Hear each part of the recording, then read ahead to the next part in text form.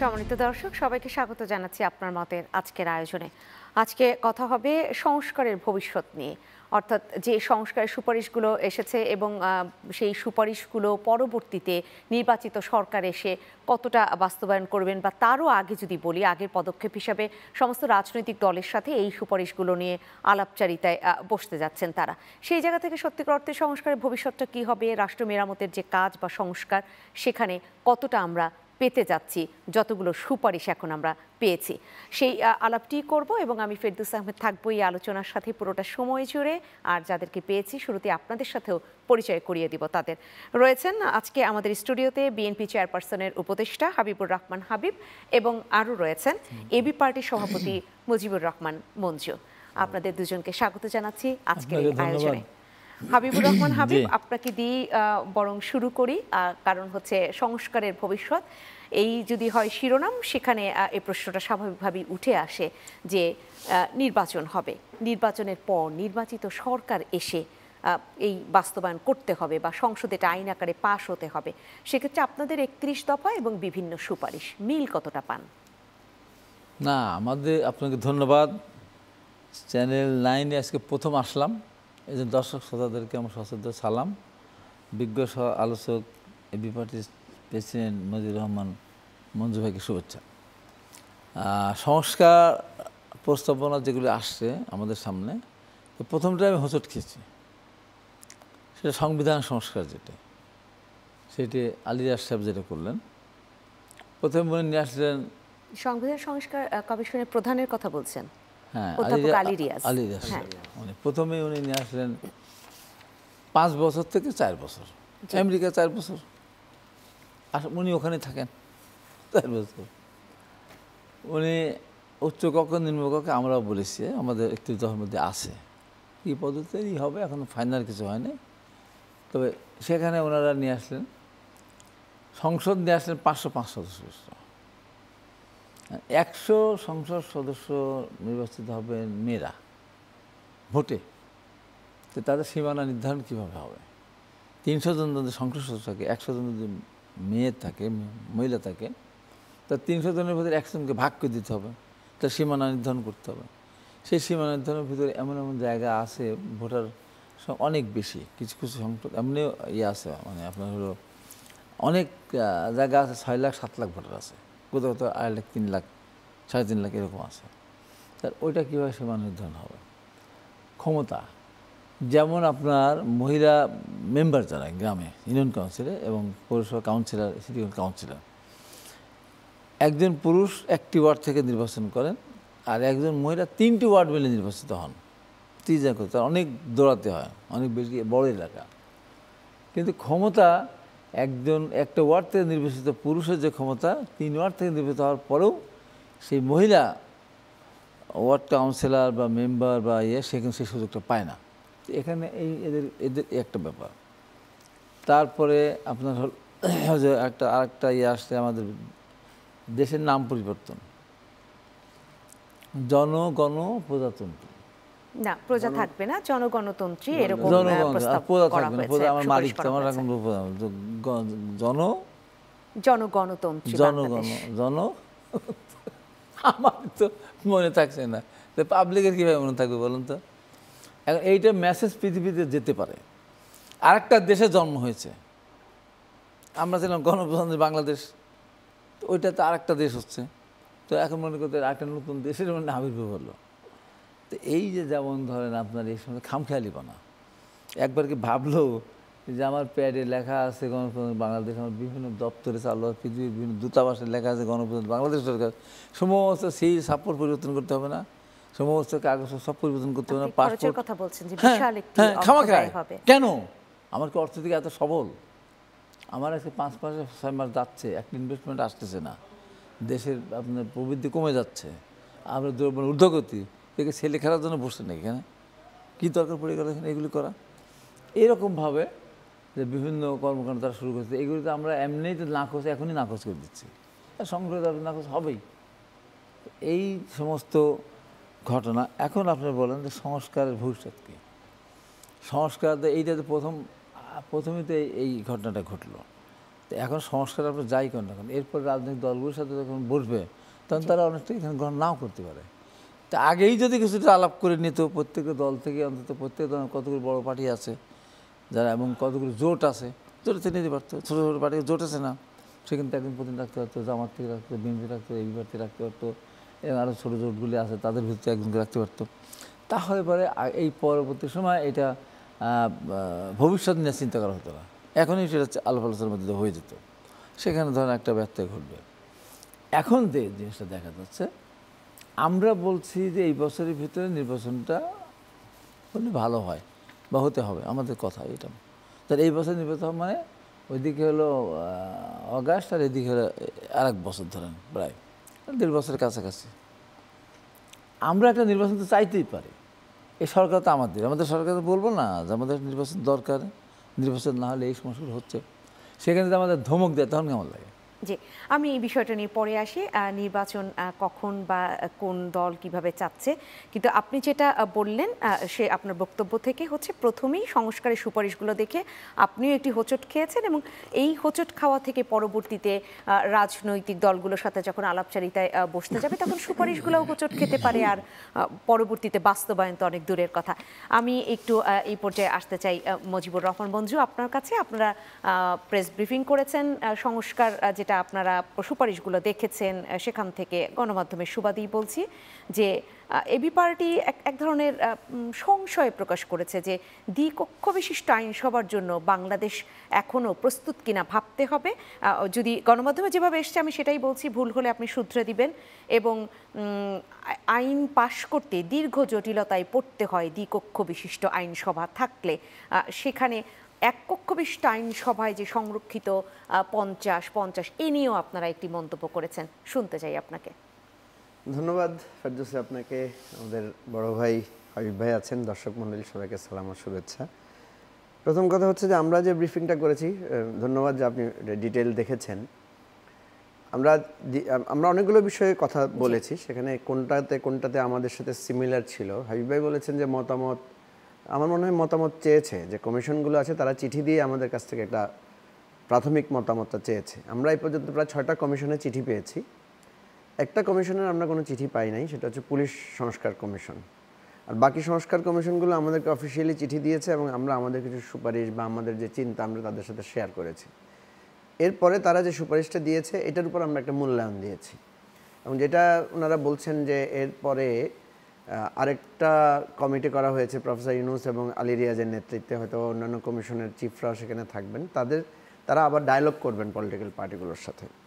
হাবিব ভাই যেটা বলেছেন যে এটা তো অ্যাকচুয়ালি একটা প্রস্তাব, ফাইনালি সবাই যেটা তো ঐক্যমত্য হবে সেটাই অ্যাকচুয়ালি সংস্কার আকারে, সংস্কার প্রস্তাব আকারে দাঁড়াবে, এবং যেটা দাঁড়াবে সেটাতে সবাই হয়তো সাইনও করবে। তাহলে তো পরবর্তী পার্লামেন্টে এটা পাশ করার একটা অব্লিগেশন তৈরি হবে। তো সুতরাং এটা এখন যে প্রস্তাবটা আসছে এটা নিয়ে আমাদের বিভিন্নমুখী আলোচনা থাকবে, মূল্যায়ন থাকবে, সেটা আলোচনা হবে। আপনি যেটা বলেছেন যে আমরা দ্বিকক্ষ বিশিষ্ট সংসদের বিষয়টা নিয়ে আমাদের একটা প্রকাশ করেছি, সংশয় প্রকাশ করেছেন। হ্যাঁ, সংশয় প্রকাশ করেছি আমরা এ ধরনের। আমাদের প্রস্তাবটা ছিল যে, কারণ আপনি জানেন যে একটা কথা এসেছিল যে ইলেকশনের প্রসেসটা কি হবে। আগের যে পদ্ধতি ওয়েস্টমিনিস্টার স্টাইল, যেটা এতদিন করে এসেছি, আরেকটা প্রস্তাব এসেছিল বিভিন্ন দল থেকে যে পিআর সিস্টেম করা, অর্থাৎ প্রপোর্শনাল রিপ্রেজেন্টেশনের সংখ্যানুপাতিক ভিত্তিতে। তো আমরা এই দুটোকে ব্যালেন্স করে বলেছি যে 300 আসনে সরাসরি নির্বাচন হবে, আর 100 আসনের মধ্যে 50টা তো নারী আসনে, যেটা এখনও হয় পিআরের মধ্যে, আর বাকি 50টাও পিআরের মাধ্যমে হতে পারে, এবং সেটা হচ্ছে নানা শ্রেণী পেশার, অনগ্রসর, তারপরে আপনার নৃতাত্ত্বিক গোষ্ঠী, এদেরকে অ্যাকোমোডেট করার জন্য এই 50-50-100 আসনে হতে পারে। যেটা আপনার সংবিধান সংস্কার কমিশন বলেছে 100 আসনে শুধু নারীদের জন্য সরাসরি নির্বাচন। তো যেটা হাবিব ভাই বলেছেন যে এই 100 আসনের নির্বাচনের আমাদের দেশে যেটা সমস্যা হয় যে নারীদের রাজনীতিতে অংশগ্রহণের জায়গাটাতে আমরা সবাই পিছিয়ে আছি। আমরা কিন্তু অনেক চেষ্টা করছি যে আমাদেরকে তো একটা নির্বাচন কমিশনের একটা এটাকে কি বলা যায়, এক ধরনের অনুরোধ আছে যে 30% নারী নেতৃত্ব যাতে আমরা এস্টাবলিশ করতে পারি। আগেই যুক্ত করা হয়েছিল। তো এখন পর্যন্ত কিন্তু আপনি দেখেছেন কোনো রাজনৈতিক দলে কিন্তু 30% উইমেন লিডারশিপ এখন এস্টাবলিশ করতে পারে নাই, কারণ আমাদের সমাজ ব্যবস্থায় নারীদেরকে এত অবহেলা বা ইভেন এমন হয় যে নারীরা রাজনীতিতে আসলে তাদের ফ্যামিলি থেকে সাপোর্ট পায় না, সোসাইটি থেকে সাপোর্ট পায় না, এই ধরনের একটা মানে প্রতিকূলতা আছে। দল থেকে পায় না, দল তো চাচ্ছে, দলরা তো চাচ্ছে যে নারীদেরকে আসা, কিন্তু আমাদের সমাজ ব্যবস্থা তো বললাম যে নানা ধরনের সমস্যা আছে। আমরা নিজেরাও আমাদের দলের নারীদেরকে যখন আমরা সামনে দেই, খুব কটু কথা আমাদেরকে শুনতে হয়, নানা ধরনের টিজিংয়ের শিকার হতে হয়। এগুলো আমরা হয়তো মেনে নিচ্ছি যে এগুলোকে একটা স্ট্রাগল হিসেবে দেখছি আমরা। তো আমরা যেটা বলতে চাচ্ছি সেটা হচ্ছে যে মানে দেখেন, আমরা আমাদের কনস্টিটিউশনে যেটা আছে, আমাদের নির্বাচন ব্যবস্থা যেটা আছে, এই ব্যবস্থার মধ্য দিয়ে কিন্তু তত্ত্বাবধায়ক সরকার ব্যবস্থায় আমরা কিন্তু 4টা কম্পারেটিভলি বেটার ইলেকশন করতে পেরেছি। 12টা ইলেকশনের মধ্যে 4টা ইলেকশন কিছুটা হলেও বেটার হয়েছে, যেগুলো তত্ত্বাবধায়ক সরকারের অধীনে।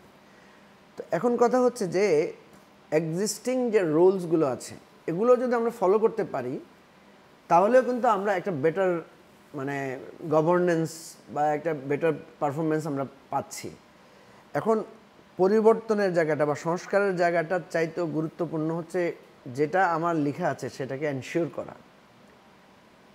এখন আমি যখন এনশিওর করতে পারছি না, আমার যেমন আমরা নিজেরাই কিন্তু পিআর সিস্টেমের পক্ষে বলেছি, আমরাও কিন্তু এই সংখ্যানুপাতিক পদ্ধতিটাকে বেটার মনে করছি, কিন্তু কথা হচ্ছে আপনি যদি আপনার ভোটটাই দিতে না পারেন, ধরেন বাক্সই যদি দখল হয়ে যায়, তো তাহলে সংখ্যানুপাতিকের ফল তো আমরা পাবো না, বাক্সটাই তো সবাই ওই একই মার্কা দিয়ে পূর্ণ করে দিবে। সেই জন্য আমরা মনে করি, আমরা এটা সবসময় বলেছি যে সংস্কারের জায়গাটা ধারাবাহিকভাবে যেতে হবে। দ্বিকক্ষ বিশিষ্ট সংসদের কথা কিন্তু বিএনপি বলেছে খুব জোরালোভাবে। আমরা যেহেতু বিএনপির সাথে জোটবদ্ধ নাই, বাট অনেক ক্ষেত্রে বিএনপির সাথে আমাদের প্রস্তাবের মিল আছে। যেমন ওই যে আপনার প্রধানমন্ত্রী 2বারের বেশি থাকবেন না, এটা কিন্তু আমাদের সাথে বিএনপির সাথে ইভেন আমাদের এই কমিশনও কিন্তু একমত হয়েছে। এরপরে ধরেন প্রেসিডেন্ট এবং প্রধানমন্ত্রীর সাথে ক্ষমতার ভারসাম্যের ব্যাপারটা, সেখানেও আমাদের এক ধরনের কনসেনসাস আছে। তো এই জায়গায় আমরা যেটা বলেছি যে দ্বিকক্ষ বিশিষ্ট সংসদের আমরা ইউরোপের যে প্র্যাকটিসটা দেখি, সেখানে দেখা যাচ্ছে যে দিনের পর দিন অনেক আইন পাস হতে পারছে না, এবং ওখানে কারা যাবেন, সেটার পদ্ধতিটা কীরকম হবে, রাজনৈতিক দলগুলো অতটুকুভাবে সবাইকে অ্যাকোমোডেট করতে পারছেন কি না, নাকি সেটা একটা ডাম্পিং। ধরেন আমি আমার একজন বিএনপি আওয়ামী লীগ যারা বড় দল আছে, তাদের একটা সমস্যা হয়, তাদের একাধিক প্রার্থী থাকে, তখন হয়তো একজনকে বললো হাবিব ভাইয়ের আসনে, বললো ঠিক আছে হাবিব ভাইকে দিলাম, আর যিনি প্রতিদ্বন্দ্বী তাকে বলা হলো যে ঠিক আছে আপনাকে উচ্চকক্ষে দিয়ে দিব, আপনি এখন এখান থেকে সরে দাঁড়ান। তাহলে দেখা যাচ্ছে এইটা প্রপারলি আমাদের বাংলাদেশের পার্সপেক্টিভে এটা প্রপারলি ওয়ার্ক করবে না, যেটাকে আমরা দ্বিকক্ষ বিশিষ্ট। কিন্তু পিআর পদ্ধতি যেটা উচ্চকক্ষে বলা হচ্ছে যে এটা তো আসলে উচ্চকক্ষের জন্য ভাবা হচ্ছে, নিম্নকক্ষের জন্য না। সেই জায়গায় কেন পিআর পদ্ধতিতে নিয়ে সংশয় প্রকাশ করছেন? কারণ ছোট ছোট দলগুলোর এটি সুযোগ তৈরি হচ্ছে। এই প্রসঙ্গে আমি আপনার কাছে আবারও আসব, এবং আপনারা দাবি করেছেন যে জনগণতন্ত্রী বাংলাদেশ এই নামটা আপনারা সুপারিশ করেছিলেন, এবং মানে আপনাদের পক্ষ থেকে ছিল, এবি পার্টির পক্ষ থেকে সুপারিশটা ছিল, পরবর্তীতে সেটা সংবিধান সংস্কার কমিশনও রেখেছে। এইগুলো নিয়ে আমি আপনার কাছে ফিরছি। হাবিবুর রহমান হাবিব, আপনার কাছে আসি। আপনি বলছিলেন নির্বাচনের কথা, যে নির্বাচন আসলে কখন, যে কোনো রাজনৈতিক দল আসলে নির্বাচনের কথা তো বলতেই পারে, চাইতেই পারে। বিএনপি তো নির্বাচন চেয়ে বসলো, জুন জুলাইয়ের দিকেই নির্বাচন হতে হবে বা এই জুলাই আগস্টই হতে হবে। সেটা আসলে কি সম্ভব? কারণ বিএনপি এখন আবার বলছে যে ন্যূনতম সংস্কার করি তারপরে নির্বাচন, এখনই নয়, এরকম কথাও একদম মির্জা ফখরুল ইসলাম আলমগীর বলেছেন। সব মিলিয়ে আসলে কতটা সম্ভব এই জুন জুলাই, নাকি এটা আসলে বলে একটা চাপ তৈরি করা দ্রুততম সময়ের জন্য? না, মির্জা ফখরুল ইসলাম আলমগীর কি বলেছিলেন যে জুন পরে নেই, জুলাই আগস্টের মধ্যে একটা নির্বাচন করা সম্ভব, উনি বলেন না দিতেই হবে। কালকে আবার ব্যাখ্যা দিয়ে উনি বলেছেন যে ন্যূনতম সংস্কার করেই নির্বাচনটা হওয়া উচিত, তড়িঘড়ি খুব করা উচিত না। তার মানে এই না যে 27 সালে যা নির্বাচন হবে, তার মানে এই না 29 সালে নির্বাচন হবে। পক্ষ থেকেও তো 27 সাল 26 বলা হচ্ছে। কেউ কেউ তো বলছে না পূর্ণাঙ্গ সংস্কার করে সমস্ত এই পতিত সরকারে যারা ক্ষমতা ছিলেন, এমপি মন্ত্রী, তাদের বিচার সম্পন্ন করে তারপরে নির্বাচন বলছে না, সব বিচার করবো আমরা, সব সংস্কার করবো তারপরে, এবং তা যদি না হয় তাহলে আবার তারা 5ই জুলাইয়ের মতো তারা আবার আন্দোলনে নামবে, হুমকি দিচ্ছে না সরকারের পক্ষ থেকে। এই সরকার এই হুমকি কেমন দেখেছে বাংলাদেশে? আওয়ামী লীগ এই হুমকি দিয়েছে নাকি? আওয়ামী লীগ এই হুমকি দেয়নি। তারপরে আওয়ামী লীগের সময় আমরা নির্বাচন যেতাম, বলতে অনেক বেশি বেশি উন্নয়ন, অল্প একটু গণতন্ত্র, সীমিত গণতন্ত্র বলছে না, আগে উন্নয়ন তারপর গণতন্ত্র। তাও আওয়ামী লীগ কিন্তু বলে নাই যে বিএনপি ভোট চেয়ে দেশদ্রোহিতার মতো কাজ করছে। আজকে আমাদেরকে বলা হচ্ছে ভোটের কথা বললে আমরা দেশদ্রোহী, ভোটের কথা বললে আমরা আওয়ামী লীগের দালাল হয়ে যাচ্ছে। ভোটের কথা বলাটা মহা পাপ। স্বাধীনতার পরপর যেমন রাজাকার বললেও একটা পাপ, গালি মনে হতো। বিএনপি ভোটের কথা বলার কারণে বিএনপি পাপ হয়েছে এবং মহাসচিবের সাথে সে ধরনের ব্যবহারও অনেকে জায়গায় করার চেষ্টা করা হয়েছে। আমি বলি সরকার কিন্তু এখন নিরাপদ না, একেবারে নিরাপদ না, দেশও নিরাপদ না। সীমান্তে আমার আজকে কাঁটাতারের বেড়া নিয়ে আমার দেশের মানুষ ভারতের মানুষের সাথে সম্মুখ যুদ্ধের মতো অবস্থান নিয়েছে তারা। আর সরকার তো আরও নিরাপদ না, সরকারের ভিতরে গভীর ষড়যন্ত্র।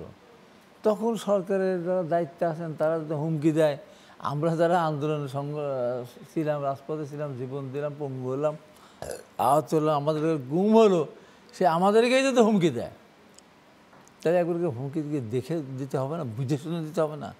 এই সমস্ত বন্ধ করতে হবে। আমরা তো চাই, আমাদের দলের ভারপ্রাপ্ত চেয়ারম্যান বারবার বলছেন যে কোনো মূল্যে এই সরকারকে সফল করতে হবে। মঞ্জু ভাই দল তাই বলুন, কারণ এই সরকার ব্যর্থ হয়ে গেলে গণতন্ত্র ব্যর্থ হয়ে যাবে, গণতন্ত্র বহুদিনের জন্য হারিয়ে যাবে। সেই জন্য সরকারকে আমরা সফল করতে চাই। কিন্তু সরকারের পক্ষ থেকে হুমকিতে আমরা শুনতে চাই রাজি না, মোটেই রাজি না। সরকার কেন বিভাজন তৈরি করবে? কেন বিভাজন তৈরি করবে? এখন আমরা তো মনে করি আমাদের সরকার, কিন্তু সরকার যারা আছেন তারা বলবো যে না আমাদের এই না। আমি আমার একটা ছোট্ট গল্প দিয়ে শেষ করি। আমার অনার্স পরীক্ষা যখন, ভাইবা পরীক্ষা, আমি রাজশাহী বিশ্ববিদ্যালয় অনার্স, ঢাকা বিশ্ববিদ্যালয় মাস্টার্স, অ্যাট এ টাইমে ঢাকা বিশ্ববিদ্যালয় ছাত্র ছিলাম, রাজশাহী ছাত্র ছিলাম। একটা ঘটনার মধ্যে দিয়ে তো বাকের স্যার ছিল তখন ম্যানেজমেন্ট ডিপার্টমেন্ট শিক্ষক ঢাকা বিশ্ববিদ্যালয়। তো আমাকে প্রশ্ন করলেন ভাইবাতে, অনেকগুলি প্রশ্ন করার পর সবগুলি উত্তর দেওয়ার পর তারপরে আমাকে বললে এবার অন্য একটা প্রশ্ন বলেন স্যার। তো উনি বললেন যে দুলাল বলছে আলাল আমার বাবা, আলাল বলছে দুলাল আমার সন্তান না, আমার ছেলে না, তো সম্পর্কটা কি? এটা কঠিন প্রশ্ন না? তা আমি একটা চিন্তা করলাম যে স্যার জামাই শ্বশুর বল না, সে বলে শ্বশুর জামাই শ্বশুরকে বাবা বলে না, আর শ্বশুর তো কোনো ছেলে বলে, জামাই বলে। তো আজকে সরকার, আমরা বলতে সরকার আমাদের, আর সরকার বলতেছে আমরা তাদের না, অস্বীকার করতেছে। ওই রকম অবস্থা হয়েছে আমাদের। এটা খুবই একটা দুর্ভাগ্যের ব্যাপার। পৃথিবীতে একটা ঘটনা দেখাতে পারবেন না যে আন্দোলনকারী দলগুলি আন্দোলন শেষ করে কারোর হাতে ক্ষমতা দিয়ে ফিরে যায়, ক্ষমতার বাইরে থাকে। এই বাংলাদেশে প্রথম আমরা দিয়েছি, কিছু লোককে সরকার গঠন করার জন্য আমরা সুযোগ করে দিয়েছি, ছাত্রদেরকে সুযোগ করে দিয়েছি। তার মানে কি এই, তার মানে কি এই মঞ্জুরের বাড়ি কোন এলাকায়? ফেনীতে। ফেনীতে, তাহলে একটু বেঁচে গেলেন, কাছাকাছি কামের কাজ দিয়ে গেছে। এই সরকারটা হলো ছাত্রদেরকে সুযোগ দিয়েছেন, কিন্তু ছাত্র তো বলছে, ছাত্র আন্দোলনে যারা রয়েছে তারা বলছে যে এই নেতৃত্বে তো আমরা ছিলাম। কোন নেতৃত্বে ছিল? জুলাই গণঅভ্যুত্থানের নেতৃত্বে। আপনি ভাতে চাউল ধুলেন, আপনি চুলা জ্বালালেন, চুলায় আপনি জাল দেওয়া শুরু করলেন, ভাত ফুটলো, আপনি গিয়ে ভাতের মাঠটা করলেন, কি বলে আমাদের গ্রামের ভাষা বলে মাল গালা, কেউ কেউ বলে মালটা এইটা সারানো। তো এখন যদি বলা যায় আমি ভাত রান্না করে ফেলছি, তাকে হবে? এই যে 17 বছর ঘোড়ার ঘাস কাটছি আমরা, চৈত্র মাসে যেমন একটা গাছের পাতা এমন অবস্থা হয়ে থাকে যে একটু আগুন পড়লে পরেই সেটা আগুন ধরে যায়। আর বর্ষার মৌসুমে সারাদিন যেন ঝরঝর বৃষ্টি হয়, আগুন কেন মহা আগুন জ্বলে না। আমরা 17 বছর ধরে ওই আন্দোলন করে এই বিপাটি আমরা করে করে করে করে ওই শুকনা পাতার উদ্ধারণ করেছিল। তারপরে যারা যখন, যদি আমি বাংলা ভাষাই বলি, যদি সরকার পাপ না করতো, যদি সরকার কোটা যদি ফিরে না নিয়ে আসতো, এই ছাত্রকে মাঠে নামতো, বলেন তো আপনি নাম তো জি প্রশ্ন তুলেছেন এবং সেই জায়গায় কথা আপনারা হিসাব করে বলতে হবে। হ্যাঁ তাদের কোনো কথা বলা যাবে না, কারণ ধমক সহ্য করার জন্য আমরা সেখানে আন্দোলন করি নাই। এই যে গণ অভ্যুত্থানের এই জায়গাটাও নানানজন এটার কৃতিত্ব যদি নিতে চাই, সেই জায়গায় জনতা আসলে কোথায়, জনতা যে কারণে জনতা সেই আন্দোলনে ঝাঁপালো, সেই আলোচনাগুলো নিয়ে আমি ফিরবো। আপনারা রয়েছেন দুজনে আমার সাথে। সম্মানিত দর্শক, আপনার মতের আয়োজনে একটা ছোট্ট বিরতি নিচ্ছি, সাথে থাকবেন। আবারও ফিরে এলাম আপনার মতের আজকের আয়োজনে। কথা হচ্ছে সংস্কারের ভবিষ্যৎ নিয়ে। আমি এই পর্যায়ে মুজিবুর রহমান মঞ্জু আপনার কাছে আসতে চাই। আগেও আপনার কাছে প্রশ্নটা রেখেছিলাম যে উচ্চ কক্ষে আসলে পিআর সিস্টেমের কথা ভাবা হচ্ছে, সেক্ষেত্রে ছোট ছোট দল যেগুলো বলা হচ্ছে যে একদম 300 আসনে প্রার্থী দিতে পারবে কি পারবে না, বা সেই রকম ভাবনা থেকে, কিংবা তারা যদি ভোট বেশি পায় সেখান থেকে তারা এই পিআর সিস্টেমে উচ্চ কক্ষে থাকতে পারবে, এবং যে কোনো আইন পাশ হতে হলে তো উচ্চকক্ষ নিম্নকক্ষ দুটো সমর্থনই লাগবে, দুটারই সেই ভোট দেওয়ার পদ্ধতি থাকবে। সেক্ষেত্রে তাহলে উচ্চকক্ষ নিম্নকক্ষ নিয়ে আপনাদের সংশয়টা কেন? না, আমাদের সংশয়টা এখানে ওটার জন্য না। আমাদের সংশয়টা, আমরা যেটা বলছি যে সংস্কারের ধারাটা আপনাকে একটার পর একটা যেতে হবে। যেমন আমরা একসাথে, আমরা কিন্তু পিআরের কথা বলেছিলাম, কিন্তু আমরা তখন বলেছি পিআরটা স্লোলি আমরা মানে প্র্যাকটিস করতে পারি। যেমন আমরা যদি এখন ওই 100 আসনে পিআরটা প্র্যাকটিস করি, তাহলে ওইটার যে ইম্প্যাক্টটা আছে, ওইটার যে ভালো দিকটা আছে, সেটা তখন আস্তে আস্তে জনগণের মধ্যে, নাগরিকদের মধ্যে ওইটার একটা মানে ধারণা তৈরি হবে। এখন আমাদের সমাজ ব্যবস্থাটা এমন, যেমন এই যে আপনি একটু আগেও ভোটের বয়সের কথা বললেন না, তা আপনার কানাডায় বা অস্ট্রেলিয়াতে বা বিভিন্ন উন্নত দেশগুলোতে আপনি দেখবেন 18 বছর বয়সে ভোটারের যে বয়স, প্রার্থী হওয়ারও একই বয়স তাদের। আমাদের দেশে কেন আমরা 21 বা 25 নিয়ে বিতর্ক করছি? কারণ আমার সমাজ ব্যবস্থা অনগ্রসর থাকার কারণে, আমার দেশের অবস্থা এখন পর্যন্ত সেই স্ট্যান্ডার্ডে পৌঁছার ব্যাপারে। তো এই জন্য আমাদের কথাটা এরকমই ছিল। আমরা কিন্তু একদম ডেড এগেনস্ট কথাটা বলি নাই, আমরা জাস্ট বলেছি যে এটা ভাবতে হবে যে আমরা যে দ্বিকক্ষ বিশিষ্ট পার্লামেন্ট এফোর্ড করার বা এই প্রসেসে এখনই যাওয়াটা আমাদের জন্য ওয়াইজ হবে কিনা, আমাদের এই রাষ্ট্রীয় অবস্থাকে বিবেচনা করে ওই কনসিডারেশনের কথা বলেছি। আমরা কিন্তু বলি নাই যে দ্বিকক্ষ হলে আমরা মানবো না, বা দ্বিকক্ষকে আমরা একটা জটিলতার কথা বলছেন, যে জটিলতার কথা পাস করার ক্ষেত্রে হয়তো জটিল হতে পারে। আমরা জটিলতার কথা বলেছি এই জন্য যে এই দুইটা কক্ষের মধ্যে যাতে ক্ল্যাশ না হয়, এবং দুইটা তো দুইভাবে আপনার ফরম্যাটেড হচ্ছে এই নানা কারণে। তো আমি যেটা মনে করি যে এই জিনিসগুলো নিয়ে যখন আলোচনা আরও হবে, সবাই যখন বিশেষজ্ঞরা মতামত দিবে, এবং এরপরে যখন রাজনৈতিক দলগুলো একটা জায়গায় পৌঁছাবে, তখন কিন্তু আমাদের কিন্তু কিছু মতে তো আমরা একমত হয়ে গেছি। যেমন ধরেন ওই যে বললাম প্রধানমন্ত্রীর দুই মেয়াদকাল, এটার ব্যাপারে আমরা একমত হয়ে গেছি। ভারসাম্যের ক্ষেত্রে আমরা একমত হয়েছি। তারপরে 31 দফার মধ্যে অনেকগুলো বিষয় ছিল। এই জন্য আমি যেটা মনে করি, যখন এই আলোচনাগুলো উঠবে, যখন আরো মতামতগুলো আসবে, পাবলিক ডিবেট যখন হবে, তখন মানুষের মধ্যে এক ধরনের ধারণা, এক ধরনের অবস্থান তৈরি হবে। আপনি স্পষ্ট করলেন আপনাদের দলের যে যেটা বক্তব্য সেটা, এবং পাশাপাশি আলোচনা হলে আরো স্পষ্টতা দূর হবে সেটাও বললেন। জনগণতন্ত্রী আপনারা ক্লেম করেছেন যে এটা আপনাদের সুপারিশ ছিল, আরো কি অন্যান্য দলের সুপারিশ ছিল কিনা, নাকি শুধুমাত্র আপনাদেরই এটা? আমরা প্রথম থেকেই যেটা বলেছিলাম, আমাদের অবজেকশনটা ছিল প্রজাতন্ত্রী, প্রজা শব্দটার উপরে, যে আমরা তো এখন রাজা প্রজার যুগে তো আর নাই। একটা সময় ছিল আমাদের জমির মালিকানা ছিল না, জমিদার প্রথা ছিল, এখানে প্রজা আর জমিদারের মধ্যে একটা ক্ল্যাশ ছিল, সম্পর্ক ছিল, এবং এখন কিন্তু আমরা দেখতে পাচ্ছি যে ওই জমিদারি প্রথা নাই, কিন্তু আওয়ামী লীগ বা ক্ষমতাসীন দল জমিদার হয়ে বসে আছে, আমরা সবাই প্রজা হয়ে আছি।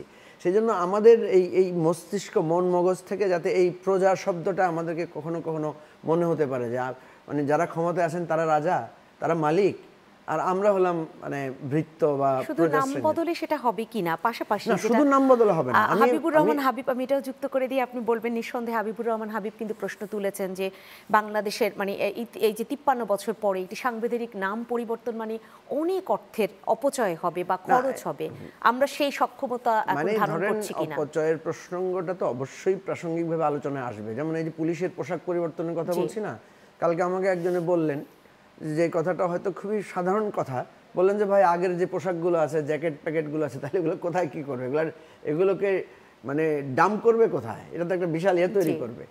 তো এই ধরনের নানা ধরনের আলোচনা তো আসতে হবে, সমালোচনা আসতে হবে, এই যে যেমন আমরা বলছি যে প্রজাতন্ত্র শব্দটা, প্রজা শব্দটাকে আমরা মনে করছি যে এটা আমার অবচেতন মনে আমার মধ্যে কাজ করে, এবং আমরা যে ডেমোক্রেটিক একটা স্টেট, হ্যাঁ, এইটাকে আমরা হাইলাইট করতে চাই। এটার পরিচয়টা যাতে আমার মধ্যে কাজ করে, একটা জিনিস লিখে দিলেই তো হয় না, আবার লেখাটাও তো জরুরি। আপনার যদি লিখিত না থাকে তাহলে আপনাকে কোন জিনিসটা। আমি এখানে একটু এই প্রশ্নের উত্তরটা জানতে চাই মুজিবুর রহমান মঞ্জু, মানে দুইটা তুলনামূলক আলোচনা করে। শুধুমাত্র এই মানে একটা নাম পরিবর্তন বা কোনো কিছু লিখে দিলেই মানসিকতার পরিবর্তন হয় কিনা, আমি উদাহরণটা এভাবে দিতে চাই। প্রজাতন্ত্রের কর্মচারী, এটা নিয়েও আগে আলোচনা হয়েছে, একবার বেশ আলোচিত ছিল সমস্ত টকশোর টেবিলে, যে তাদেরকে স্যার ডাকতে হবে, কিন্তু প্রজাতন্ত্রের কর্মচারী তাদেরকে স্যার কেন ডাকতে হবে? কিন্তু তাদেরকে কিন্তু স্যার ডাকতে হয়, না হলে তারা নানান ধরনের এটার একটা বিরূপ প্রভাব দেখান। তাহলে কি কর্মচারী শব্দটা রেখেও সেখান থেকে আমরা মুক্তি পেয়েছি যদি নৈতিকতার জায়গাটা ঠিক না থাকে? এটা তো খুবই যৌক্তিক একটা কথা। শুধু আমি নাম বদল করে দিলাম, আমাদের সমাজে অনেক নাম বদল হয়েছে। কিন্তু দেখেন, আপনি বিডিআর এর জায়গায় বিজিবি করেছি আমরা, ঠিক আছে, ইপিআর এর জায়গা থেকে আবার বিডিআর হয়েছে, চরিত্র তো পরিবর্তন হয় নাই। আপনি পুলিশের পোশাক কিন্তু এ পর্যন্ত 3-4 বার চেঞ্জ করা হয়েছে, তাই না? তো কথা হচ্ছে যে আপনাকে মনে রাখতে হবে আমরা কেন এই জুলাই আগস্টকে একটা মাইলস্টোন হিসেবে দেখছি। কারণ আমরা প্রথাগত জায়গায় পরিবর্তনের চেষ্টা করেছিলাম। আমাদের পরিবর্তনের পদ্ধতি ছিল 5 বছর পর পর একটা ইলেকশন হবে। তাহলে আমাদের ইলেকশনটা কিন্তু আমরা হারিয়ে ফেলেছিলাম। 90-এর গণ অভ্যুত্থানের মধ্যে দিয়ে আমরা আবার ইলেকশনের রাইটসটা স্টাবলিশ করেছি, সেখানেও কিছু চেঞ্জের কথা আমরা অঙ্গীকারবদ্ধ ছিলাম। কিন্তু 4টা ইলেকশন করে আমরা আবার হাঁফিয়ে উঠে আবার আমরা স্বৈরতন্ত্রে চলে গেলাম, এবং যেতে যেতে কোথায় চলে গেলাম যে আর কারো লাগবে না, এখন দলের মধ্যে আমি আর ডামি ইলেকশন হচ্ছে, মানে আমি দলের এক দলেই একদলীয় ব্যবস্থার চরম প্রকাশে চলে গেছে, যে এক দলের থেকেই পক্ষ বিপক্ষে প্রার্থী হচ্ছে। সেই জায়গা থেকে কিন্তু আমরা সাধারণভাবে এই পরিবর্তনটা আনতে পারি না। আমরা বহু চেষ্টা করেছি, আন্দোলন করে, সংগ্রাম করে, নির্বাচনে বিএনপি একবার গিয়েও চেষ্টা করেছে, বর্জন করেও চেষ্টা করেছে। কোনোভাবেই সে দেখছে, ধরুন আপনি ডানে অ্যাটাক করছেন, বামে আক্রমণ করছেন, কৌশল করছেন, কোনোভাবেই আপনি গোল দিতে পারছেন না। ফাইনালি একটা গণ অভ্যুত্থানের মধ্য দিয়ে আমরা বিজয়ী হতে পেরেছি। গণ অভ্যুত্থানের মধ্য দিয়ে বাধ্য করা হয়েছে, তারা পালিয়ে গিয়েছে। আমি আপনার কাছে আবারো আমি শুধু হাবিবের সাথে একটু যোগ করতে চাই, এই যে বিতর্কটা কে প্রাধান্য নিয়েছে, আন্দোলনে কে কত ভূমিকা রেখেছে, এই জিনিসগুলো আমাদের কাছে এখন বড় মনে হচ্ছে। কিন্তু আপনি শুধু জুলাই আগস্টের কথা খেয়াল করেন, আমরা যখন হাবিব ভাই তো জেলে ছিলেন দীর্ঘ সময়, হাবিব ভাই তো জেলে ছিলেন, আমরা একই সাথে জেলের পরে বেরিয়েছি, মানে শেখ হাসিনা পালিয়ে যাওয়ার পরে আমরা জেল থেকে বেরিয়ে আসছি। বিশ্বাস করেন, তখন যদি আমাকে জিজ্ঞেস করা হতো কার অবদান বেশি, আমি বলতাম আমার কোনো অবদান দরকার নাই, আমি চাই যদি শেখ হাসিনার পতন হোক, দেশে গণতন্ত্র ফিরে আসুক। কিন্তু আজকে যখন আমরা বিজয়ী হয়েছি, তখন এই যে অবদান নিয়ে আমাদের মধ্যে যে একটা ক্রেডিট নেওয়ার একটা প্রতিযোগিতা, বা মনে করা হচ্ছে যে রাজনৈতিক দলগুলোর কোনো অবদান নাই। আবার আমরা যদি বলি ছাত্ররা কি মাত্র 22 দিনে আন্দোলন করে তারা ক্ষমতা, মেসি তো লাস্ট মুহূর্তে গিয়ে গোলটা দেয়। মেসিকে তো তাকে মেসি হিসাবে সম্মানও করতে হবে, তার গুরুত্ব দিতে হবে। কথা হচ্ছে, আবার আপনি যদি বলেন যে আমি যদি একটা লং পাস না দিতাম, মেসি গোল দিত কিভাবে? যেমন মেসি গোল দেয়, মেসি কিন্তু গোলের অ্যাসিস্ট হিসেবেও কাজ করে, সেটাও ভাবতে হয়। সেই জিনিসগুলো ভাবতে হয়। কথা হচ্ছে আমরা কেউ কারো অবদানকে অস্বীকার করতে পারবো না, এবং সবাই সবার প্রতি সম্মান দেখাতে হবে। এটা না হলে কিন্তু আমি নিজেও ছোট হব, আমি যাকে ছোট করতে চাচ্ছি তার কাছেও আমি ক্ষুদ্র হয়ে যাব। এবং আপনারাই তো বলে থাকেন বিভাজন তৈরি হলে তখন হচ্ছে গিয়ে সেই বিরোধী পক্ষের অপচেষ্টা অব্যাহত থাকবে। আমি হাবিবুর রহমান হাবিব, আপনার কাছে আসতে চাই একটি কথা থেকে, যেটা মুজিবুর রহমান মঞ্জু বলেছেন, যে যদি এরকম আগে একটি সাইন হয়ে থাকে তাহলে অব্লিগেশন থাকবে পরবর্তীতে নির্বাচনের পরে, সেটা যে দলই নির্বাচিত হোক তারা ক্ষমতায় গেলে, শাসনভার নিলে পাশ করতে বাধ্য হবে। সেটা কি আসলে হয়? আমরা যদি 90 সেই স্বৈরাচার বিরোধী আন্দোলনে যে 3 জোটীয় রূপরেখা, যেটায় অনেক কিছু ছিল, কিন্তু পরবর্তীতে সেটা যদি বিএনপির কথা বলা হয়, পরে আওয়ামী লীগ এসেছে, কেউই কি মেনেছে? অব্লিগেশন থাকার পরও কি মেনেছে কিনা, এটা একটু জানতে চাই। না, তখন 3 জোটের রূপরেখা ছিল, আমাদের ছাত্রদের 10 দফা ছিল, সবগুলি পরিপূর্ণ তো হয়নি, সম্পূর্ণ তো হয়নি। কিছু কিছু হয়ে যেমন চাকরির বয়স 27 থেকে 30 বছর করা, এবং কিছু কিছু ক্ষেত্রে ছিল যেগুলি বিশেষ পরীক্ষাটা বন্ধ ছিল এরশাদের আমলে, সেগুলি আবার বিশেষ পরীক্ষা চালু হয়েছিল। আবার অনেকগুলি যেগুলি ছিল না, বিএনপি ক্ষমতা এসে, যেমন ধরেন আপনার খাদ্যের বিনিয়োগ শিক্ষা কর্মসূচি চালু করলো, আপনার কিছুদিন 5,000 টাকা সুদ মাফ করলো, স্টাইলও না ছিল না। সেগুলোর কথা বলছি না, রাজনৈতিক যে ব্যাপারগুলো রাজনৈতিক বলে কার না, সাথে অনেকগুলি এসে জি না, এগুলি তো না থাকার মানে বিচার ভূমিকা তো বিভাগ করেছে। পৃথক করা, তারপরে বিচার বিভাগ পৃথক যেমন আছে, যেমন ধরেন আপনার আগে ধরেন জিয়া রহমান সাহেব ক্ষমতা ছিলেন, তখন সুপ্রিম জুডিশিয়াল কাউন্সিল করেছিলেন বিচারক নিয়োগ বা তাদের এই যে বদলি টল্লি বা যে সমস্ত তাদের অপসারণ ব্যাপারটা আমরা সেটা নিষিদ্ধ ঘোষণা করলো। এখন কথা হলো 90-তে যে চিন্তাচেতনা ছিল সে জায়গায় পরিপূর্ণভাবে পালিত হয়নি, অনেকখানি হয়নি, পরিপূর্ণ অনেকখানি হয়নি। সেখান থেকে সংশয় জাগে কিনা জনগণের মনে? অনেকখানি আবার ভালো কাজও হয়েছে অন্য অন্য দিক দিয়ে আর কি।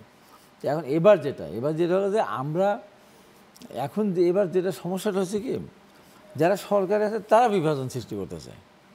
যেমন ডক্টর ইউনূস সাহেব উনি গেলেন মার্কিন যুক্তরাষ্ট্রে, বিল ক্লিন্টনের সামনে পরিচয় করার দুজন এর মাস্টার মাইন্ড, হয়তো আমরা দেশবাসী কেউ জানলামও না চিনলামও না, দুদিনকে বলার কোনো দরকার আছে?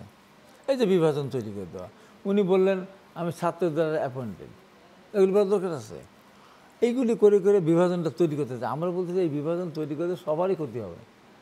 এখনও কিন্তু আমরা শত্রু রাডারের বাইরে না, শত্রু চারিদিকে এখনও অবস্থান করতেছে। আজকে আপনার দেখেন সরকার কত অসহায়, কত অসহায়, কত দুর্বল।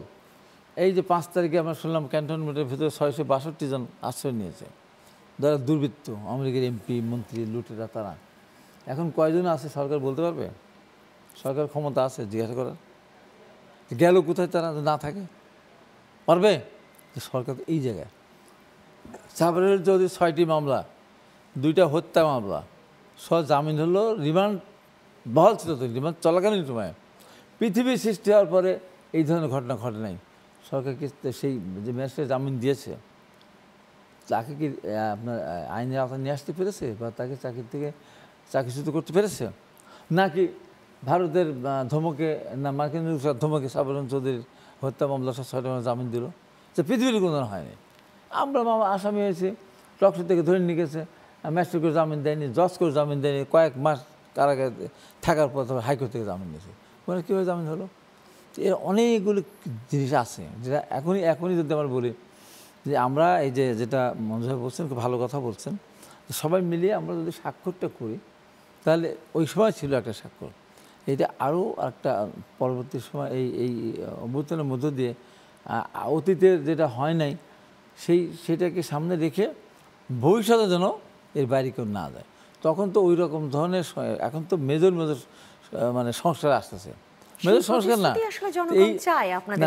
এই প্রতিশ্রুতি তো এখন এইটা সবাই মিলে যদি সব দল মিলে ঐক্যবদ্ধ হয় তখন এটা পালন করার ক্ষেত্রে বাধ্যবাধকতা থেকে যাবে অনেকখানে। এখন যখনই কেউ সরে যাবে ক্ষমতা দাঁড়িয়ে আসবে, আর ক্ষমতা আসার আমি বর্তমান যে পরিস্থিতি দেখছি এককভাবে কারো ক্ষমতা আসার কোনো সুযোগ নেই। তাহলে আমরা বিএনপি, আমরা বড় দল, আমরা বলেছি যে আমাদের সাথে আন্দোলনকালীন সময় যারা ছিলেন তাদের সহ যারা এই বিগত সরকার আন্দোলন করেছে তাদের সবাইকে নিয়ে আমরা জাতীয় সরকার গঠন করব, সবাইকে নিয়ে। তাহলে এখানে কিন্তু সরে যাওয়ার কোনো সুযোগ নেই কিন্তু। তো এরকমভাবে আমরা অতীতেরটা বাদ দিয়ে ভুলটাকে পরিহার করে সামনের দিকে আমরা এগোতে যাব।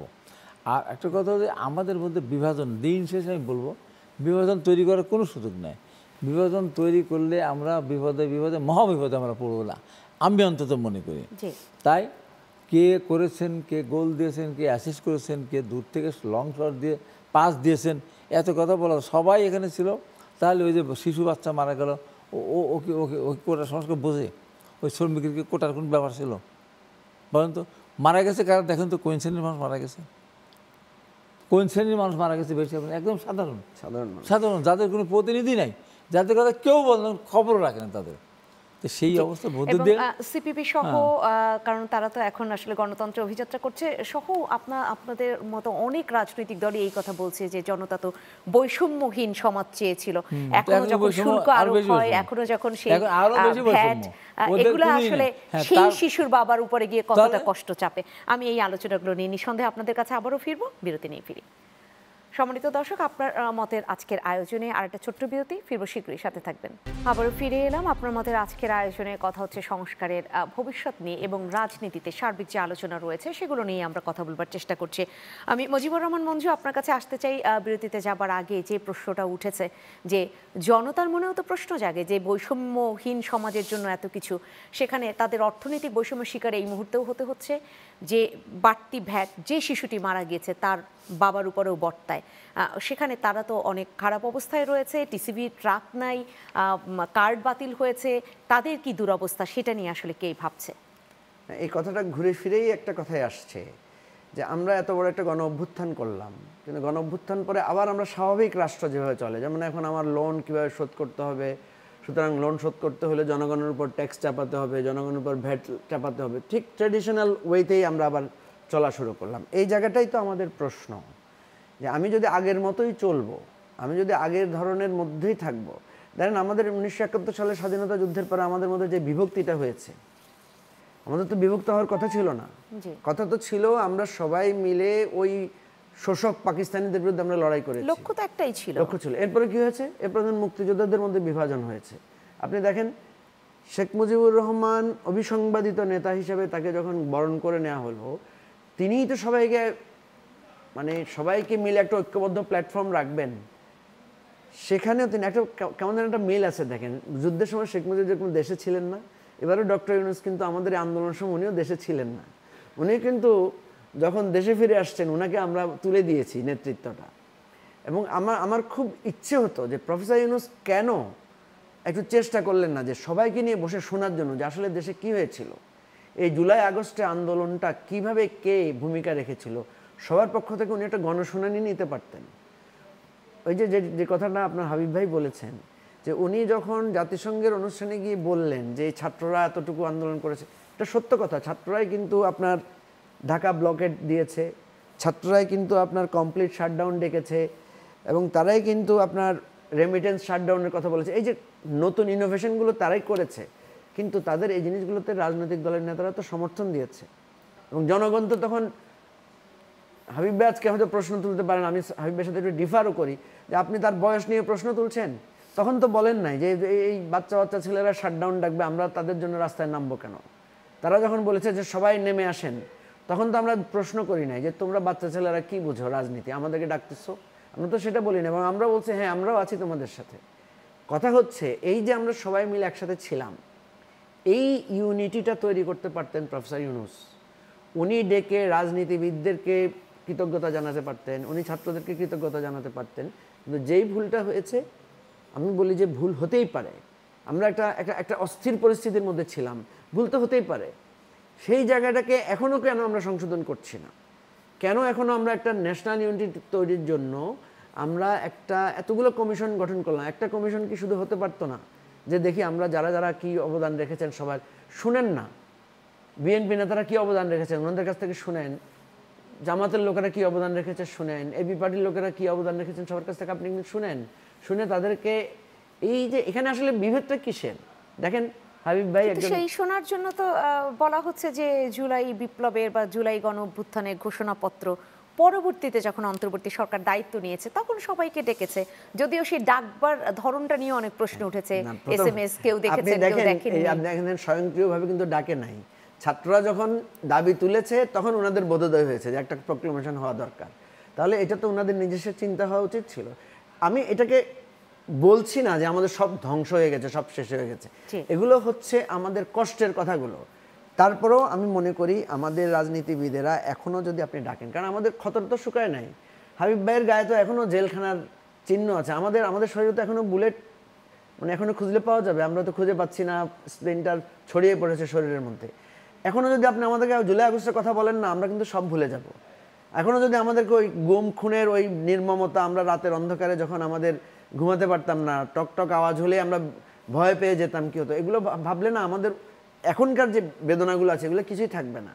আমার প্রশ্ন হচ্ছে যে যেই ছাত্রদেরকে আমরা মাথায় তুলে নিয়েছি, বুকে ধারণ করেছি, যাদের নেতৃত্বে আমরা ডেকে দিয়েছি, ওদেরকে কেন আমরা এখন পর ভাববো? ওদের ইম্যাচুরিটি থাকতে পারে, ওদের উইকনেস থাকতে পারে। আবার ওরাও বা কেন, ওরাও তো রাতে দিনে আমাদেরকে ফোন করেছে, ওদেরকেও তো নানা ধরনের অ্যাসিস্ট্যান্স লেগেছে। যে মাটা নিজের ঘরে রান্না করা খাবার নিয়ে ছাত্রদেরকে রাস্তায় রাস্তায় গিয়ে খাইয়েছে, ওই মাটার কথা কি শুনতে হবে না ফেরদৌসী বলেন? ওই মার কাছে গিয়ে বলতে হবে না যে আপনার কাছে আমাদের কৃতজ্ঞতা আছে? যেই মেয়েটা ওই আপনার মনে থাকার কথা ঢাকা মেডিকেল কলেজের মর্গে যে যে তার হাজবেন্ডকে ধরতে দিচ্ছিল না, বলছিল যে আমার হাজবেন্ড মারা যেতে পারে না, আমি আমার একটা বাচ্চাটা নিয়ে কোথায় থাকবো, এই এই এই গল্পগুলো কাহিনীগুলো তো আমাদেরকে স্পর্শ করে। আমি বিশ্বাস করেন সেদিন আমরা যখন নতুন কাউন্সিল করে শপথ নিয়েছি, দায়িত্ব নিয়েছি, তখন আমরা সাভারে গিয়েছিলাম শ্রদ্ধা জানাতে, এরপরে গিয়েছিলাম আপনার গণকবরে, যেটা ওই যে কবরস্থানে ওখানে আমি গিয়ে অবাক হয়েছি। লাইন ধরে অনেকগুলো কবর, ওখানে লেখা আছে এদের সবারই একটা পিতৃ পরিচয় আছে, কিন্তু আমরা জানি না এটা কার সন্তান। ওখানে একটা ভালো করে একটা সুন্দর করে একটা সাইনবোর্ড পর্যন্ত নাই। আমরা কিসের জন্য অহংকার দেখাচ্ছি? কে ক্ষমতার বাহাদুরি দেখাচ্ছি? ক্ষমতার বাহাদুরি তো শেখ হাসিনা দেখিয়েছে, ক্ষমতার বাহাদুরি তো টিকে নাই। আজকে তার যেই পতনটা হয়েছে, তার যেই লজ্জাস্করভাবে তাকে পালিয়ে যেতে হয়েছে, বলেন জাতীয়ভাবে রাষ্ট্রীয়ভাবে, এটা আমাদের জন্য তো সম্মান বহন করে না। আমরা তো বলেছিলাম যে আপনি একটা ইলেকশন দেন, উনি ইলেকশন দিলে উনি হয়তো হাঁটতেন, উনি হয়তো সিট কম পেতেন, কিন্তু পার্লামেন্টে একসাথে বসার মতো পরিবেশটা তো থাকতো। আজকে তো তাদের রাজনীতির প্রশ্নে যে দেখেন বিএনপি আজকে তাদের রাজনীতির অধিকারের কথা বলতে গিয়ে বিএনপি বুলিংয়ের শিকার হচ্ছে। এবং জনতা কিন্তু দিন শেষে সেটাই চায় যে রাজনৈতিক দলগুলোর মধ্যে যদি ঐক্য থাকে তাহলে জনতার আসলে শান্তি মিলবে এবং সেই সম্প্রীতির জায়গাটায় জনতা দাঁড়াতে পারবে। আমি আপনার কাছে আবারও আসি, নিঃসন্দেহে আপনারও আরও অনেক কিছু বলবার রয়েছে। হাবিবুর রহমান হাবিব, আপনি এর ঠিক আগের বক্তব্যে আপনি বলেছেন যে নির্বাচনের পরের কথা আপনি ইঙ্গিত করেছেন যে এককভাবে আসলে সরকার কেউই গঠন করতে পারবে না। সেই জায়গায় আজকে দিনভর যে আলোচনাটা গণমাধ্যমে এসেছে সেটা আমি একটু এখানে জানতে চাই যে বিএনপির সাথে এক সময়কার জোটচ্যুত দল খেলাফত মজলিসের বৈঠক হয়েছে এবং আবার ওদিকে আমরা দেখেছি যে জামায়াত ইসলাম যে সেই ইসলামী আন্দোলনের আমির পর্যায়ের এক ধরনের মধ্যাহ্ন ভোজ, আতিথেয়তা গ্রহণ করা, যেটা এর আগে খুব বেশি দৃশ্যমান হয়নি। এখানেও কি তাহলে কোনো সেই জোটবদ্ধ হওয়া বা আপনি যে এককভাবে সম্ভব না, নির্বাচনের আগে সেরকম কোনো প্রস্তুতির ইঙ্গিত মিলছে কিনা? না, আমি এখানে আমার মতো করে বলতেছি এই কারণে যে আমরা জোটবদ্ধভাবে হয়ে আমরা নির্বাচন করতে চাই। কেন? যে ছোটো ছোটো দলগুলি আছে তারা তো জোটবদ্ধ না হয় তারা তো ভালো করতে পারবে না, যে কারণেই আমরা ঐক্যবদ্ধ করতে চাই। জি, আমরা খেলাফতে এখানে বলা হচ্ছে যে খেলাফতে মজলিস তো আসলে জোটচ্যুত হয়েছিল, সেখান থেকে আবার কি বদ্ধ হচ্ছে, জোটবদ্ধ হচ্ছে? হতে পারে, অনেক দূর হতেই বাংলা পৃথিবীর অনেক দেশই আছে, ভারতে তো আছে, বিভিন্ন জোটবদ্ধ হয় না। না হতে পারে না সেটা না, এটা তো আসলে মানুষের জানতে চাওয়া। হতেই পারে। আমাদের তো বিএনপিতে ঘোষণাই আছে, আমরা সংখ্যাগরিষ্ঠতা অর্জন করলেও আমরা সবাইকে নিয়েই আমরা সরকার গঠন করতে চাই, এটাই। আর আমি মঞ্জু ভাইয়ের সাথে একটু করবো এটা যে আমাদের ছেলেদের সাথে আমাদের দ্বিমত নাই। তো ওরা সেই সময় দেখেছে আমরা গেছি, আমি কেন গেছি? আমাকে কোটা সংস্কার দরকার আছে? আমি শ্রমিক, আমি রিক্সাওয়ালা, আমি দিনমজুর, দরকার তো নাই। আমি গেছি, তারা ডাকছে, ওরা একটা কলেজে নামছে, আমি বাড়িতে যেতে পারি নাই। আমি ঢাকা ছাড়া দীর্ঘদিন, আমি এখানে রিক্সা চালাই, আমি এখানে পাঠাও চালাই, আমি এখানে উবার চালাই, আমি এখানে রাস্তায় তরকারি বিক্রি করি, আমি ওখানে কাপড় বিক্রি করি, আমি বাদাম বিক্রি করি। আমি বাড়িতে যাব, দেশে যাব, এলাকায় থাকবো। সেই কারণে আন্দোলনে সবাই সম্পৃক্ত হয়েছে। আমাদের মোহাম্মদপুরের কমিটির যারা প্রেসিডেন্ট তারা থাকে মিরপুরের যারা কমিটি তারা থাকে মোহাম্মদপুরে। কারো এলাকায় কেউ থাকতে পারে না নাম পরিচয় নিয়ে। কারো হয়তো 5 বছর একটা সন্তান হয়েছে, তারপরে সন্তানের বয়স দেখা গেলো 7 বছর পর একটা হলো, তাতে বাড়িতে সে যেতে পারে না, নিজের বউয়ের মুখ দেখতে পারে না, সন্তানের মুখ দেখতে পারে না। আপনি এগুলিকে কোনো এই নাই। আমাদের বরকতার বলে একটা সজ্জন মানুষ আসতেছিল তার বেগমগঞ্জ থেকে, স্ত্রীকে নিয়ে সাধারণ চায়ের দোকানে চা খাচ্ছিল, কীভাবে তার উপর নির্যাতন করা হলো। যে আমার মতো একটা বয়স্ক মানুষ, আমি আন্দোলন করতে গেছিলাম পার্টি অফিসে, আমার পাবনাতে আমাকে কীভাবে আমাকে পিটানো হলো। যে আমি নির্বাচন করতে গিয়েছিলাম, আমার গুলি করা হলো, ক্ষতবিক্ষত করা, হেলিকপ্টার ঢাকা আসলাম। আমি না একাধিক মির্জা ফখরুল আলমগীর থেকে শুরু করে সমস্ত অত্যাচার নির্যাতনের মধ্য দিয়ে মানুষ এমন একটা গিয়েছিল। এদের আমরা ছোট করব না, ভাবতে হবে যে আওয়ামী লীগ পাপের কারণে যদি কোটা ফিরে না নিয়ে আসতো তাহলে কি ছেলেরা মাঠে যেত? বলেন আপনি, এক কথা উত্তর দিতে পারবেন? যাবে? যেত না। আমি বলছি, দুঃখের কথাটা বলতেছি, যাদের কোনো ভাবনাই নেই, কোটা বা দেশ গড়া তো দূরের কথা, দেশের সংস্কার কিছুই তাদের চিন্তা ভাবনার ভিতরে নেই। যে ছেলেরা, আমি বৃদ্ধ বলতে ওদের জ্ঞান ফেরানো দরকার, যারা একতরফা নির্বাচন হওয়ার পর একদিন টু শব্দ করে না, যারা বলে ওই হেড পলিটিক্স এগুলি বলতো, যারা মানে যখন দেশে চলতে গুম খুন হচ্ছে, একদিন তার মিছিল করলো না, রাস্তায় প্রতিবাদ করলো না, তারা এখন বলতে আমরা সব কিছু চিন্তা করি, কিচ্ছু চিন্তা তাদের ছিল না। কোটা যদি সরকার না নিয়ে আসতো মাঠে যেত না। প্রথম যদি আপনি সংক্ষিপ্ত রায় যদি 7% রেখে সরকারদের দিত, ঘরে ফিরে যেত। সেই কথা তো বলছেন। এই সমস্ত জিনিস নিয়ে এখন আমরা এখানে দীর্ঘদিন আন্দোলন সংগ্রাম করার পরেও আমরা টাকা তোলা পৃষ্ঠ হয়েছি, মায়ের কেছে বাড়ি চালাচ্ছি, টুথব্রাশ নিয়ে বাসায় বাসায় তারপরেও আমরা কি দাবি করেছি? আমরা কি 90 সালে বলেছি আমরা উপদেষ্টা হবো? আমরা কি বলেছি একটা উপদেষ্টা এটা বানাতে চাই? আমরা কি বলেছি বিনা প্রতিদ্বন্দ্বিতা নির্বাচিত হবো? 2024 জুলাই ওই জায়গায় সবাইকে সম্মান করতে হবে, সেখান নিয়ে দ্বিমত। কিন্তু এখন যে বিশ্ববিদ্যালয়ে গাছের সাথে লাশ ঝুলে থাকা, এগুলো নিয়ে তো মানুষের আরো সংশয় তৈরি হয়। কি পরিবর্তন হয়েছে? কিসের যে ফ্যাসিস্ট সরকার যাদেরকে খুঁজে পাওয়া যাচ্ছে না বা তারা নাই, তাহলে এরকম লাশ কেন ঝুলছে? কাদের মতপার্থক্য এরকম তৈরি হচ্ছে? এই জন্য বলি, শোনেন, আমার কাছে একটা মনে হচ্ছে কালকে ওরা মারামারি করছে নিজেরা, এটা বিশ্বাস চাইতে গিয়ে। তো এখন এই সময় স্বার্থের যখন চলে আসবে, তখন এই ধরনের আরো বিভাজন সৃষ্টি হবে, আরো এই শিশু আরো ক্ষতিগ্রস্ত হবে, জাতি ক্ষতিগ্রস্ত হবে। এই জেনারেশন নষ্ট হয়ে যায়, এই জেনারেশন নষ্ট হয়ে যায়, তাহলে আমার আর কোনো যাওয়ার জায়গা থাকবে না ভবিষ্যতে। আর আমি একটু মুজিবুর রহমান মঞ্জুকে শুনে আসি, একদম শেষের দিকে চলে এসেছে। যে তোমরা মুরব্বীদের সম্মান করো, সবাইকে সম্মান করো, তোমরা সম্মানিত হবে। নিঃসন্দেহে পারস্পরিক শ্রদ্ধাবোধ সেটা তো থাকতেই হবে রাজনীতিতে, না হলে আসলে জনতার ভরসা কোথায় থাকবে? মুজিবুর রহমান মঞ্জু, আমি বিশ্ববিদ্যালয়ের লাশ ঝুলে থাকবার কথা বলছি। মানুষ আসলে অনেক বেশি উদ্বিগ্ন যে আসলে এভাবে যদি রাজনীতিবিদদের মধ্যে বা বৈষম্যবৃদ্ধি ছাত্র আন্দোলনের সাথে বিভিন্ন রাজনৈতিক দলের এরকম মতবিরোধ তৈরি হয়, অন্য কেউ সুযোগ নিচ্ছে কিনা, সুযোগ নিলে সেটা দেখবার দায়িত্ব আসলে কাদের? না, প্রথম কথা হচ্ছে যে সব কিছুর প্রধানতম দায় তো আমরা সরকারকেই দিব। আপনি দেখেন, আমরা বলি না যে একটা জিনিস যখন অর্জিত হয়, ওই যে একটা কথা তো আছেই, স্বতঃসিদ্ধ কথা, স্বাধীনতা অর্জনের চেয়ে রক্ষা করা কঠিন। আমাদেরকে তখন বলতো, ভাই আপনারা তো বিজয়ী হয়ে গেছেন, জিতে গেছেন। আমি তো কিন্তু তখন বলতাম যে আমরা জিতি নাই, আসলে শেখ হাসিনা হেরে গেছে না, আমরা জিতেছি কি না এটা নির্ভর করবে আমাদের পরবর্তী কার্যক্রমের উপরে। এখন দেখেন, আজকে আমাদের অনেকগুলো উইকনেস ধরা পড়ছে। যেমন আমরা এখন পর্যন্ত পুলিশ প্রশাসন, আমাদের সিভিল অ্যাডমিনিস্ট্রেশন, আমাদের বাজার ব্যবস্থা, আমাদের অর্থনৈতিক পরিস্থিতিতে খুব বড় ধরনের পরিবর্তন আনতে পারি নাই। এটা বলতে কোনো অসুবিধা নাই যে শুধুমাত্র 2টা সেক্টরে আমরা কিছুটা, যেমন জ্বালানি বিদ্যুৎ সেক্টরে জ্বালানি উপদেষ্টা হিসেবে যিনি কাজ করছেন তার কিছুটা আমরা অ্যাচিভমেন্ট দেখেছি, বা অ্যাচিভমেন্টও বলা যাবে না, যে কিছুটা কাজের সুষ্ঠু একটা ধারা দেখেছি। আমাদের অর্থ উপদেষ্টার যে সেক্টরটা, ওখানে কিছুটা আমরা শৃঙ্খলার জায়গাটা দেখেছি। আদার দেন আপনি দেখেছেন জনপ্রশাসনের নিয়োগ নিয়ে ঝামেলা হয়েছে, পুলিশে তো এখনও নিয়োগ বদলির কাজ এখনও শেষ হচ্ছে না, প্রতিদিনই কিছু কিছু কাজ হচ্ছে। আপনি দেখলেন ট্রাম্পকে আমরা অনেক করছি, ট্রাম্পকে নিয়ে আমরা অনেক হাসি তামাশা করছি, কিন্তু প্রথম দিনেই সে অনেকগুলো এক্সিকিউটিভ অর্ডার দিয়েছে, প্রথম দিনে একটা মেসেজ দিয়েছে যে this is the Trump administration. আমরা প্রফেসর ইউনূসের কাছে সেটাই প্রত্যাশা করেছিলাম যে উনি প্রথম 100 দিনের মধ্যে একটা মেসেজ দিবেন যে দিস ইজ ডিফারেন্ট বাংলাদেশ। একটা 2000 মানুষের রক্তের উপরে, মৃত্যুর উপরে, শাহাদাতের উপরে, 20 থেকে 25,000 লোকের পঙ্গুত্ব, আহত হওয়ার উপরে দাঁড়িয়ে আমাদের রক্তের ঋণ হচ্ছে আমরা বাংলাদেশকে ঘুরে দাঁড়াবো। সেটাই হচ্ছে আমাদের সবচেয়ে কষ্টের জায়গা। কিন্তু সেই জায়গায় আসলে আরো অনেকগুলো প্রশ্ন থেকে যায় যে এই বাংলাদেশ আমরা চেয়েছি। আপনি শুধু লাশ ঝুলাটা দেখেছেন, আরো অনেক কিছু দেখবেন, আরো অনেক কিছু দেখবেন। শাহবাগের নামটাই এখন অনেকে মজা করে বলছে এটা বোধহয় মামুর বাড়ির আবদার বাগে পরিণত হয়েছে, কারণ যে যখন এসে শাহবাগকে আটকে ফেলছে এবং মানুষের দুর্ভোগ তৈরি হচ্ছে। আরো অনেক এরকম আলোচনা রয়েছে, নিঃসন্দেহে আমরা আবারও হয়তো ফিরবো আলোচনাগুলো নিয়ে। অসংখ্য ধন্যবাদ জানাচ্ছি হাবিবুর রহমান হাবিব আপনাকে, এবং মুজিবুর রহমান মঞ্জু আপনাকে অসংখ্য ধন্যবাদ।